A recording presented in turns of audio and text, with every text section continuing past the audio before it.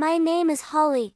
I am 26 years old, and I live in a small town in Virginia.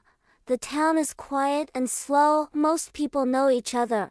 I work in a small bakery near the main road. The bakery is warm and simple, and I spend many hours there each day. I make bread, cookies, and cakes.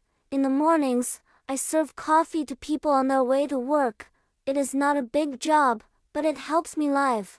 When I was 11 years old, my life changed forever. My mother became sick. It happened slowly. At first, she was always tired, then she stayed in bed for many days. She tried to smile at me, but I could see she was not well. After school, I sat beside her every day.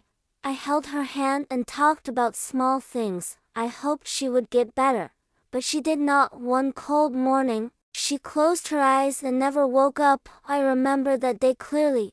The house felt empty, like all the light was gone. I stood in the living room and did not know what to do. I missed her voice. I missed her warm hugs. I knew life would never be the same again. My father, Sam, did not cry in front of me. He tried to be strong, but I saw his pain. At night, he sat alone, looking tired and quiet.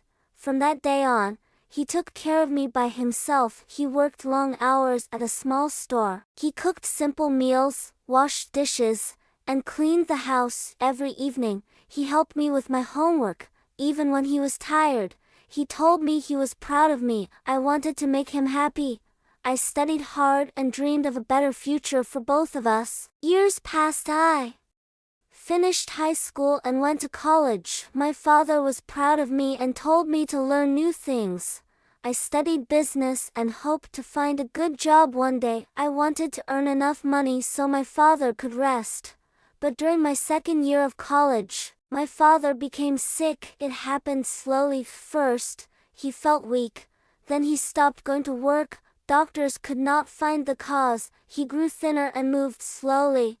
I worried all the time and could not focus on my studies. Soon, our savings were gone. I could not pay for college and take care of him at the same time. After many sleepless nights, I made a painful decision. I left college. I returned home and searched for work. I needed money for rent, food, and medicine. That is when I found a job at a small bakery owned by an older woman named Rose. She was kind and patient. She taught me how to bake and how to talk to customers. Every morning, I woke up before sunrise. I worked all day at the bakery. At night, I cared for my father. I was tired, but I felt calm. I was doing this for him. One warm morning, a man came into the bakery. His name was Peter. He was 31 years old, with short brown hair and light eyes. He wore simple clothes and spoke gently. He ordered coffee and a muffin. When I handed it to him, he smiled and said I had a gentle voice. I felt shy. Peter came again the next day, and the next. Soon, he visited every morning. He talked to me about his life and asked about my day.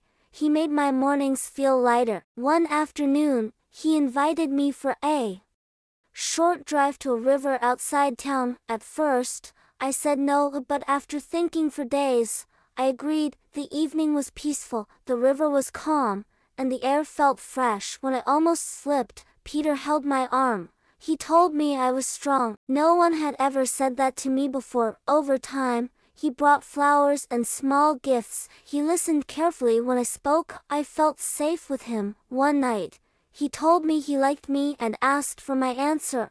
I told him I needed time. Later, he asked me to marry him. I thought about my father. I thought about my life. Peter promised to take care of me. I said yes. We had a small wedding in a quiet church. No guests, no flowers, only us. After the wedding, Peter suggested we move closer to the city. I trusted him and agreed. When Peter finally met my father looked uneasy.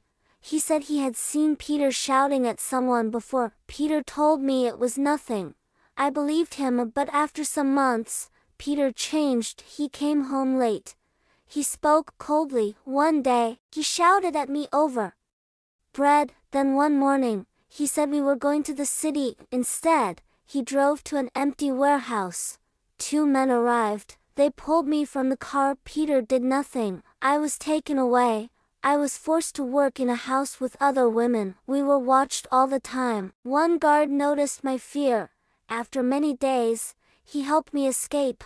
I ran into the night and found help. When I reached home, my father held me tightly.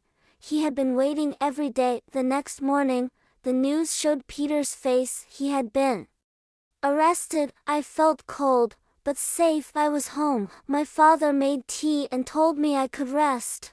I knew my life had changed forever, but I was ready to rebuild. The truth is simple. People who love you want to keep you safe. Thank you for listening. If you enjoyed this story, please like, share, and subscribe to English Medium Stories. Stay with us for more classic stories in easy English.